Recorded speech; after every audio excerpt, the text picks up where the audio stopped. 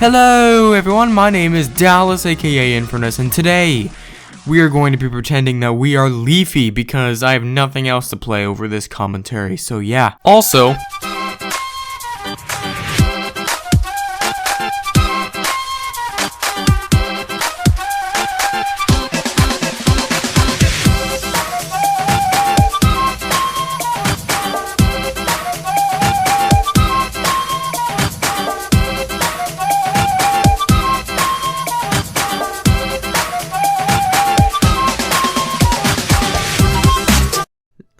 let's get started with the video.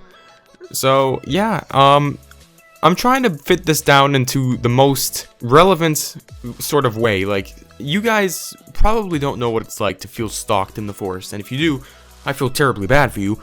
And also, you know that you feel the adrenaline, you feel the blood pumping through your system. You just know that you're probably just gonna die, even though you know you're not. You think you're gonna die, and that is what sucks. And it was around a year and a half ago, and me and two other people around the same age group we were going to go on this trip into the San Bernardino Mountains. And if you guys know where the San Bernardino Mountains are, they're essentially this area of wilderness right above a city called LA.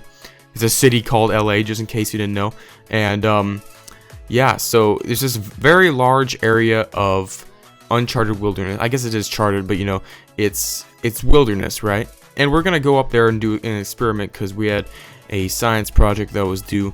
So this was a year and a half ago, so it was at my old school as well. But we had to finish this experiment. I forgot what it was about completely, but I'm pretty sure it had something to do with like observing the animals. But there was no animals out there anyways. I remember when we were driving up there, I mean, there's three of us. One was named Jake, and then the other one was named Alfonso. Very creative names that I'm coming up with, as you guys can tell. I mean, these names I'm just using for the sake of the story, just in case they watch this video and they're a little bit embarrassed, like, oh my god, don't put me in the video. But all I remember is that we had this experiment and we were gonna go up to the forest to do it, but we ended up not doing it. It was going to be this thing, we're gonna go and spend 3 days up into the wilderness, the farthest part of the forest, you know, the most uncharted and the most out of the grid place in the entire Southern California area. So we weren't going to bring any cell phones, no technology, no devices like that, because we wanted to feel like we were completely isolated. Now this was a very bad idea, I know, but you know, why not? Because yeah. So man, I mean, it was just crazy how far we went into the forest, like absolutely crazy. All I remember is we were going down this road where all you could see was just forest for miles and miles. For hours it seemed like we're traveling on this one road through this forest. There was no like hills where you could see things like that, you know. There's no other cars. I mean, every couple of miles there's another car, but other than that, all you could see was just forest for miles and miles. And it was like that on this one really narrow road we're traveling down. My friend Jake was driving. This was before I couldn't drive, but you know, the other person, Alfonso, was a bit younger and he was a lot shorter. So this was a bit challenging to set up the tents, because when we finally found the place where we wanted to go to, it was like this small clearing in the forest. It was like a couple 100 yards off the road. Jake, the older one, he's very experienced in camping and he knows what he's doing, and he was like, okay, we have to stop right here because of like the flatness and altitude and distance and, you know, crap like that. And I'm like, okay, that's cool, just set up the freaking tents already. And yeah, so he knew all about the wilderness. He was like, you know what, guys, we could just get the answers for the project online sometime afterwards. Let's just do nothing up here for 3 days because we can get away from things. It was just surrounded by the trees. These trees were big. They're like not oak trees, but you know, pine trees, huge 100-foot pine trees. And this small area, he set up this tent in, this tiny mother freaking tent. It was literally so small, guys. It was this tiny blue tent. It's just in the middle of nowhere. There was no animals at all. I couldn't hear anything. It was really creepy. At about 7 o'clock, I remember the sun was about halfway down, and everything about that time was set up. So Alfonso goes up to me and says, we should go on a hike. We should go on a hike down there, he said. And I'm like, all right. So we start on this path, right? And we're going down the path. It's like, I remember the sun was probably almost down. So I was like, you know what, we gotta hurry up, because literally I've been out in the forest 3 times and terrible crap has happened to me, and this is the 4th chance, you know. Maybe I would give this place one more chance to redeem itself, and if nothing happened to me, then, you know, I'd be fine with it. But unfortunately, the forest isn't that nice to me. This path was on this sort of hill thing, and on the right side you could see that there was nothing for like 100 feet below, and on the right side it was just the continuation of the mountain. After about 20 minutes of just hiking, we came to this point where you could oversee some sort of mountain. I forgot what it was called. I think it was called Mount like Baldy or something.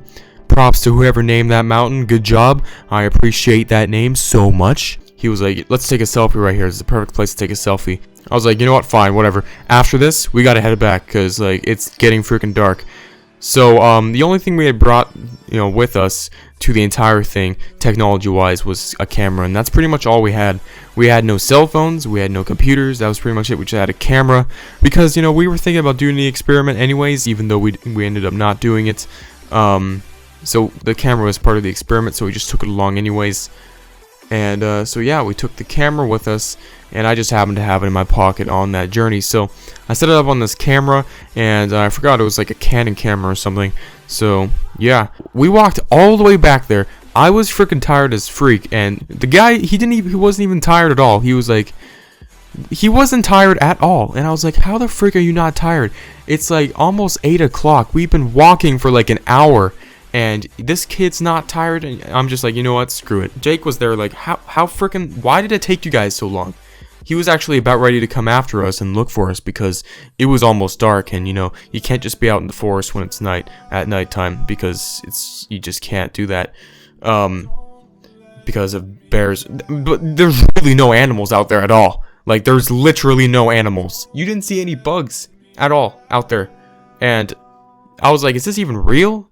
But anyways, yeah, we started getting ready for bed at around 10 o'clock that night, and by about 10:30 we were all in bed and just asleep pretty much, except for me. For some reason that night I really could not sleep. I don't know, something about the forest. I cannot sleep in the forest for some reason, because I just always have this anxiety, especially after all the stuff that's happened to me in the forest in the past. I just can't sleep in the forest or really relax in the forest that much. Even if I do trust it, I just cannot do it, because it's just too hard for me. But I was sitting in this one you guys know what it is. Anyways, I was sleeping in one of those things, and it was like an hour to the point where I was like, you know what, screw this. I grabbed the camera and I just started looking through the pictures we had taken, and that was a really old camera, so we had lots of really old pictures on that.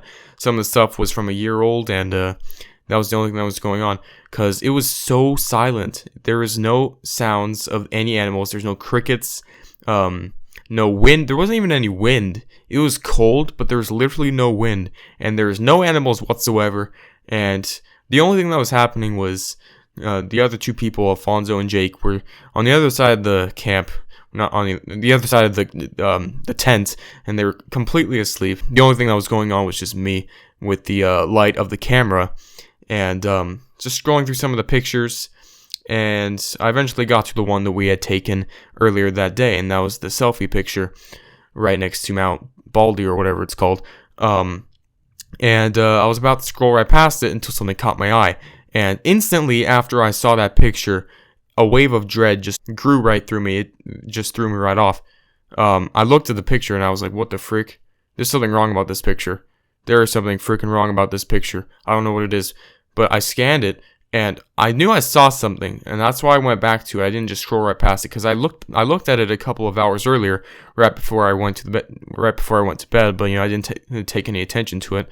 So I looked at it, and I saw that there was a person that was standing there, right about 20 feet away from us. If it was even a person, I don't know. I thought it was a man, but this person or thing was dressed completely in black. It was standing upright, and it was about 20 feet down the side of the mountain, and obviously, like I said earlier, this path was on the side of the hill, so this man was on the hillside, looking straight at us, taking the picture. I think he was looking more at the camera, but he was kind of looking in between the camera and us, but if anything, if I can guess, I think that it was looking directly at me, because I was standing on the right side, and the man was on the right side about 20 or 30 feet away. And this man was incredibly close to us. I have no idea how I didn't hear or sense this person or thing as I was right there. I looked at it so closely, I was like, is this real? Did I actually take a picture of this? And it was dressed completely in black. Like, even he seemed to be wearing some sort of mask that was completely black as well, and it creeped me out. Like, so it was so weird. And I showed it to my campmates the next morning, and essentially they were like, yeah, that's pretty creepy, but it's probably just someone who's been hiking. Maybe he just happened to see you, but there's no path down there at all.